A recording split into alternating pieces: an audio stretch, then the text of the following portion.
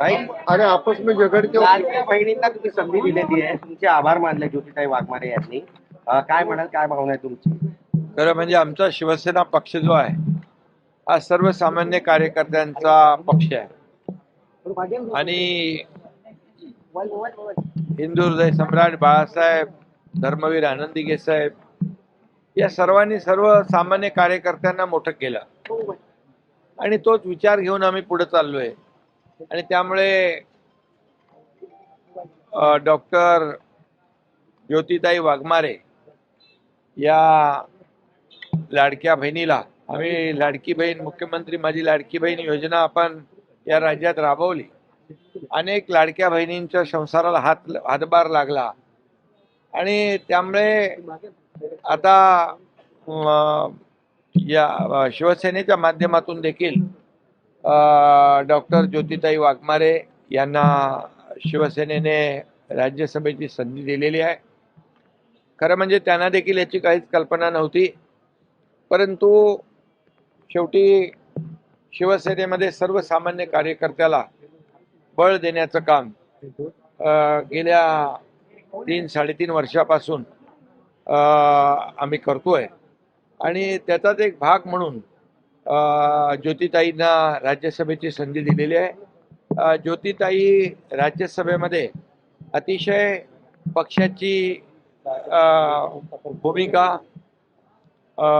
आणि शिवसेना पक्षाचं काम, शिवसेना पक्षाची ध्येय धोरणं आणि गेल्या 3.5 वर्षामध्ये जे केलेलं काम आहे ते लोकांपर्यंत ज्योतिताई नक्की पोहोचवतील आणि शिवसेना राज्य पातळीवर आणि राष्ट्रीय पातळीवर शिवसेनेचं काम आणि शिवसेना ते नक्कीच नेण्याचं काम करतील. आणि महाराष्ट्रामधले प्रश्न असतील, देशातले प्रश्न असतील, काही धोरणात्मक प्रश्न असतील, हे सर्वसामान्यांच्या हिताचे प्रश्न याला राज्यसभेमध्ये ज्योतिताई प्राधान्य देतील.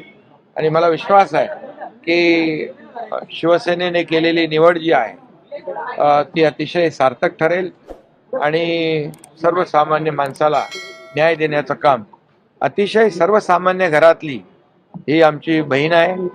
सोलापूरमध्ये अतिशय छोट्या घरामध्ये, कच्च्या घरामध्ये राहणारा हा परिवार आहे आणि त्यामुळे कुठल्याही परिस्थितीमध्ये कुठल्याही प्रकारची त्यांनी मागणी केली नव्हती.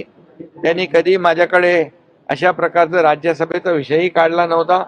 त्यांना देखील हा अनपेक्षित असा हा निर्णय आम्ही घेतलेला आहे आणि त्यांना देखील याची कल्पनाही नव्हती.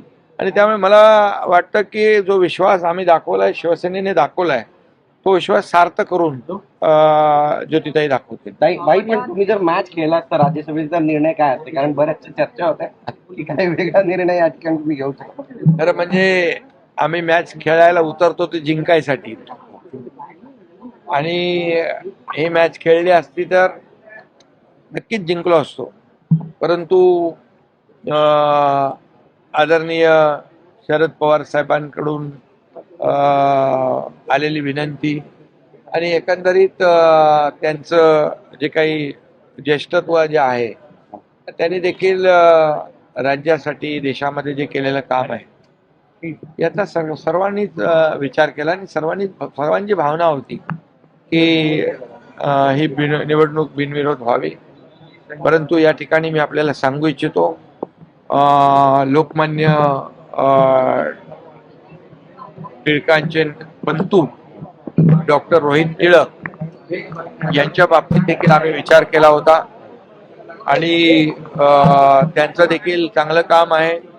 अनेक संस्था त्यांच्या लोकमान्य टिळकांच्या नावाच्या आहेत, युनिव्हर्सिटी आहे, खूप मोठ्या संस्था, अनेक संस्थांवर त्या अध्यक्ष आहेत आणि त्यांचं देखील सामाजिक काम लक्षात घेऊन आम्ही त्यांच्याबद्दल देखील नक्कीच शिवसेनेने विचार केला होता. परंतु पवार साहेबांची उमेदवारी त्यांनी जाहीर झाल्यानंतर आम्ही तो विचार बदलला आणि ही निवडणूक बिनविरोध केली.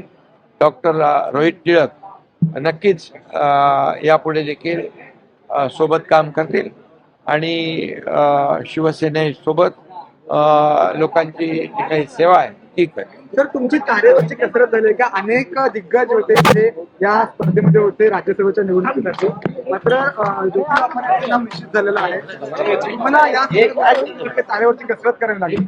ते बघा, एक लोकांमध्ये कार्यकर्त्यांमध्ये एक चांगला संदेश गेलेला आहे, का मेसेज गेलेला आहे की चांगलं काम केलं आपण, पक्षासाठी काम केलं, पक्षाच्या ध्येय धोरणांसाठी काम केलं आणि समाजासाठी काम केलं, प्रामाणिकपणे कष्ट घेतले तर नक्कीच पक्ष विचार करत असतो.